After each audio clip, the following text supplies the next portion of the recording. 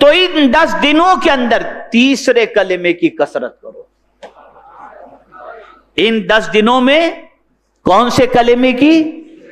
تیسرے کلمے کی جو ہے وہ کثرت کرو.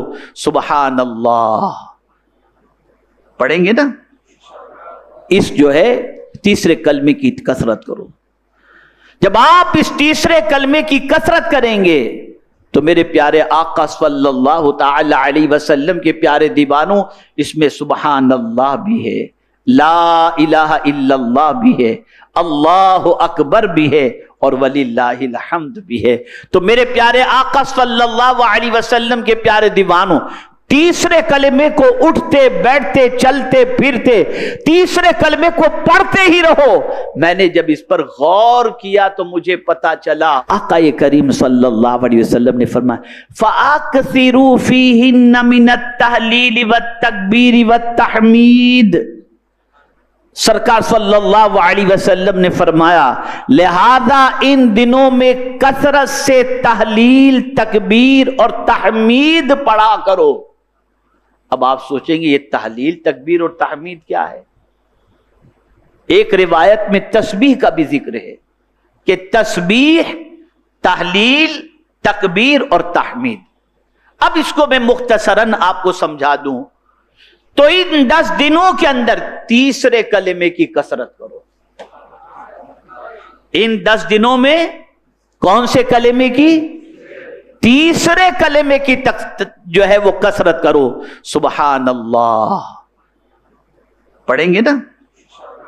اس جو ہے تیسرے کلمے کی کثرت کرو. جب آپ اس تیسرے کلمے کی کثرت کریں گے تو میرے پیارے آقا صلی اللہ تعالی علیہ وسلم کے پیارے دیوانوں، اس میں سبحان اللہ بھی ہے، لا الہ الا اللہ بھی ہے، اللہ اکبر بھی ہے، اور وللہ الحمد بھی ہے.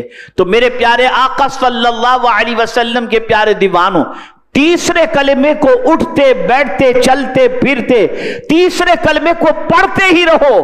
میں نے جب اس پر غور کیا تو مجھے پتا چلا کہ رسول گرامی وقار صلی اللہ علیہ وسلم نے فرمایا جو طواف کعبہ کرتے وقت تیسرا کلمہ پڑھے گویا وہ رحمت کے سمندر میں چل رہا ہے. وہاں حجاج کعبے کے طواف میں لگے ہوں اور یہاں آپ پڑھ رہے ہوں گے سبحان اللہ والحمد للہ ولا الہ الا اللہ واللہ اکبر وللہ الحمد. آپ سوچئے ان کی آواز اور آپ کی آواز مل جائے گی. اللہ تعالیٰ ان کے صدقے میں آپ کے ذکر کو بھی قبول فرما لے گا. ایک روایت میں یہ بھی آیا کہ اس عشرے میں اللہ کا ذکر کثرت سے کرو. اور حجاج کو بھی یہ حکم ہے فَإِذَا قَضَيْتُم مَّنَاسِكَكُمْ فَاذْكُرُوا اللَّهَ. جب تم مناسک حج ادا کر لو تو اللہ کا ذکر کثرت سے کرو. من بنا لیں جتنے روزے رکھنے کی طاقت ہے اتنے روزے رکھیں، اور اگر آپ پر بار ہوتا ہو تو یہ نفل روزہ ہے، رکھیں تو ثواب ملے گا، اور نہیں رکھیں گے تو کوئی گناہ نہیں ہے. اسی کے ساتھ ساتھ مجھے میرے استاد گرامی بڑی پیاری بات فرماتے رہے. اکثر یہ فرمایا کرتے ہیں جب بھی بات ہوتی ہے اور کبھی روزے کی بات آ جاتی ہے تو فرماتے ہیں مولانا میں جتنے نفل روزے رکھتا ہوں اس میں نیت کر لیتا ہوں اگر غلطی سے میرا رمضان کا کوئی روزہ قضا ہو گیا ہو تو مولا میں اس روزے کو اسی قضا کے نیت سے رکھ لیتا ہوں. تو یہ آپ کی قضا کی ادائیگی. اسی طریقے سے آپ نفل بھی پڑھیں تو نفل میں بھی یہ نیت کر لیں کہ پروردگار یہ 2 رکعت میں نفل پڑھ رہا ہوں، میری فجر کوئی چھوٹ گئی ہو تو اس کی قضا کی. تو یاد رکھیں آپ کو نفل کے ثواب سے اللہ محروم نہیں کرے گا، لیکن پروردگار اس نے جو فرض کیا تھا اس کی ادائیگی کی وجہ سے اور زیادہ عطا فرمائے گا. تو اس کو پیش نظر رکھیں. جتنا ہو سکے عبادت کریں، اٹھتے بیٹھتے چلتے پھرتے کثرت سے اللہ کا ذکر کریں، خیرات و صدقات کریں. اور یہ نہ ہو، اب جو نکتہ عرض کرنا ہوں سمجھیے گا، حاجی وہاں جا کے نیکی ہی نہیں کرتا، کبھی کبھی وہاں اس سے کچھ گناہ بھی ہو جاتے ہیں. تو ہوتا یہ ہے کہ وہاں ایک نیکی کا 1,00,000 ثواب تو ایک گناہ کا 1,00,000 گناہ بھی ہے مکے میں. مکے میں 1 گناہ کا 1,00,000 گناہ. تو اب حاجی وہاں پر بہت الرٹ رہتا ہے. بلکہ میں کبھی سوچا تھا کہ حج کے پروگرام میں یہ بات میں پیش کروں گا. آپ قربان جائیے, کیا حج کیا چیز ہے یار, میں کیا بتاؤں آپ کو. کہیں کا بھی ہو, کتنا ہی بڑا ہو اور کتنا ہی چھوٹا ہو, سب کا لباس ایک ہی لباس. کہیں کا بھی ہو اور اس کی بولی اپنے ملک میں کوئی بھی ہو, لیکن وہاں بولی بھی ایک ہی ہوگی. کوئی تو سارے حاجی لبیک کی کہتے ہوئے نظر آئے. کیا شان ہے حج کی اللہ, ایک عظیم پیغام ہے. اور اسی کے ساتھ امن. حاجی نہ تکلیف دینا چاہتا ہے اور نہ کوئی دوسرا وہاں پر کسی کو تکلیف پہنچانے کا جذبہ رکھتا ہے. امن. وہاں سے یہ پیغام اللہ عز و جل دے رہا ہے کہ میرے بندو, یہاں آ کر ایک ہوئے نا, اب اپنے اپنے ملک میں جا کر کے بھی ایک ہی بن کر کے رہنا.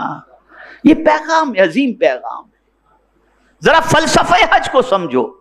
اور یہ حج کے پورے سفر کے اندر کلیدی رول حضرت ابراہیم علیہ السلام, مرکزی کردار.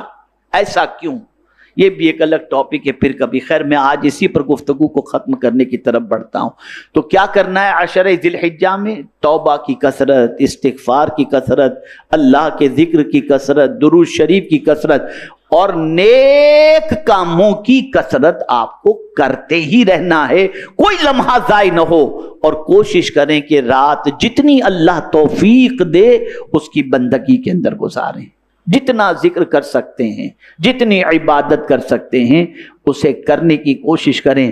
ہر دن کی عبادت تو اللہ کو پسند ہے, لیکن سب سے زیادہ اگر کسی دن کی عبادت پسند ہے تو یہ 10 دنوں کی عبادت اللہ کو پسند ہے.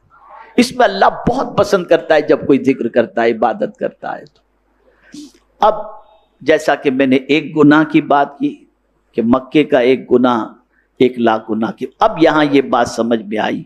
وہاں جا کر ان کے ذکر کے ساتھ آپ کو اللہ نے شامل یہاں کر کے ثواب عطا فرما دیا.